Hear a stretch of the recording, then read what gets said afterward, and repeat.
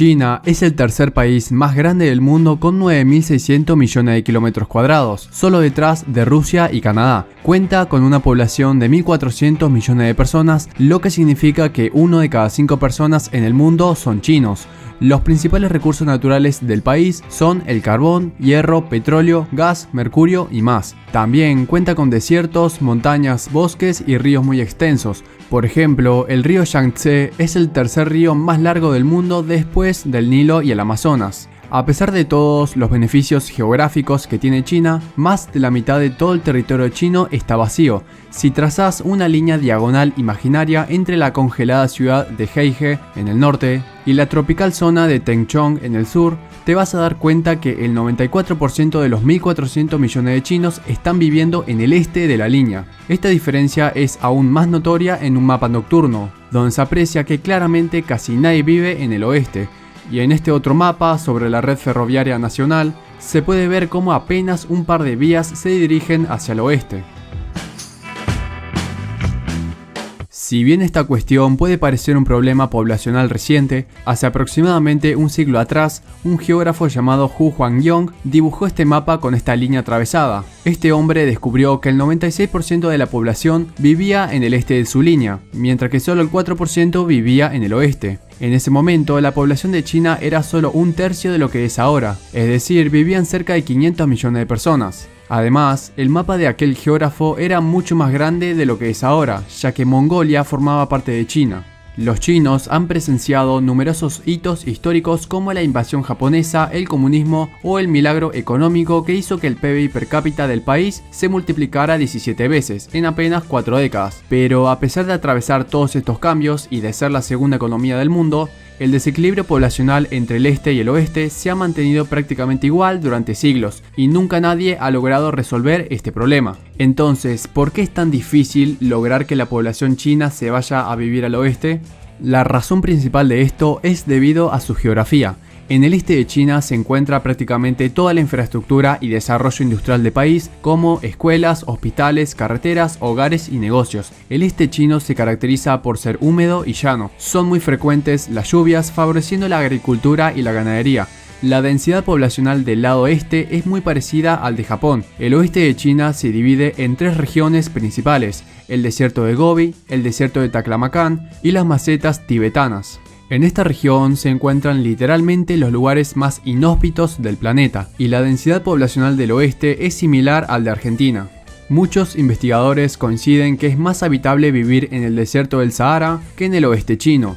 Las razones de esto son porque se combinan los calurosos y secos desiertos con extensas mesetas y montañas, lo peor de ambos mundos. Pero todo esto empeora en las diferentes épocas del año. Por ejemplo, el Himalaya es una cordillera que atraviesa la India, Bután, Nepal, Pakistán y China. Dependiendo de la estación del año, las montañas del Himalaya bloquean el flujo de nubes cargadas de lluvia que viajan desde el Océano Índico, ocasionando que prácticamente no exista la humedad, convirtiéndolo en uno de los lugares más secos del planeta. En China se encuentra una cadena de montañas casi ininterrumpidas que corren desde el norte hacia el sur, muy similar a las líneas diagonales trazadas anteriormente. La agricultura y la ganadería en estas zonas se hace más fácil también debido a que se encuentran 2 de los ríos más largos del mundo. El desierto de Gobi es una región desértica situada entre Mongolia y China. Gobi significa un lugar sin agua y allí son muy frecuentes las tormentas de arena, lo que destruye prácticamente en segundos cualquier intento de cultivo. Estas tormentas son tan devastadoras que afectan incluso a algunas ciudades de Japón, Corea del Norte y Corea del Sur. El desierto está en proceso de crecimiento a causa de una combinación de factores, entre ellos el aumento de la población en la región y a la mayor actividad económica. El exceso de pastoreo y la sequía han contribuido a la expansión de la superficie del desierto de Gobi a una velocidad de 3 kilómetros al año. Pero para intentar detener el avance del desierto, el gobierno chino está implementando una muralla verde, un proyecto de forestación de árboles que se prevé completarlo en el año 2074, cuando alcanzaría una longitud de 4.500 kilómetros. Con respecto al desierto de Taklamakan, se caracteriza por estar en la cuenca del Tarim y tener dunas de hasta 300 metros de altura. Estas características hacen que sea extremadamente difícil llegar a este lugar por vía terrestre. Sin embargo, el gobierno chino hace todo lo posible para ingresar a la cuenca del Tarim, debido a las grandes reservas de petróleo y gas que se encuentran. La constante variación de las temperaturas también son un gran problema. El desierto de Gobi y el desierto de Taklamakan no se localizan muy lejos de la región siberiana, en Rusia, y en diferentes momentos del año, los vientos helados que provienen del Ártico, específicamente de Siberia, pueden enviar vientos con temperaturas de hasta 40 grados bajo cero en invierno, y luego en verano subir hasta los 40 grados Celsius. Estas temperaturas pueden variar incluso 35 grados en un solo día.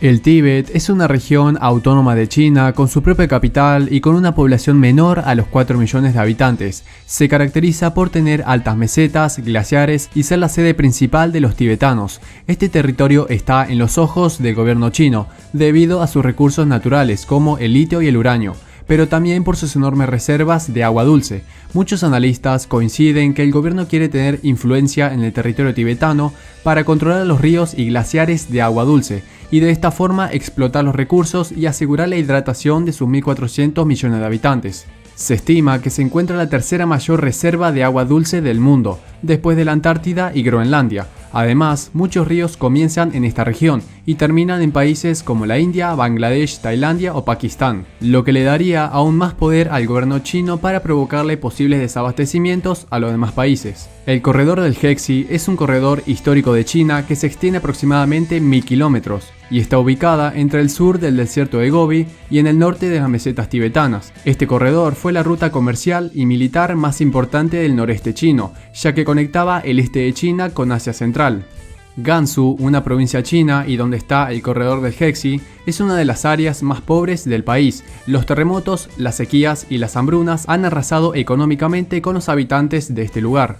Como vimos, prácticamente el oeste chino es inhabitable por sus características geográficas. Sin embargo, hay otra razón por la cual los chinos históricamente decidieron vivir en el este, y es debido a la diferencia étnica. La mayoría de los chinos que se ubican en el este, es decir, lo que representarían el 94%, son chinos Han, mientras que el restante 6% que viven en el oeste son chinos con etnias uigures y tibetanos. Los tibetanos viven en las mesetas tibetanas y los uigures en la cuenca del Tarim.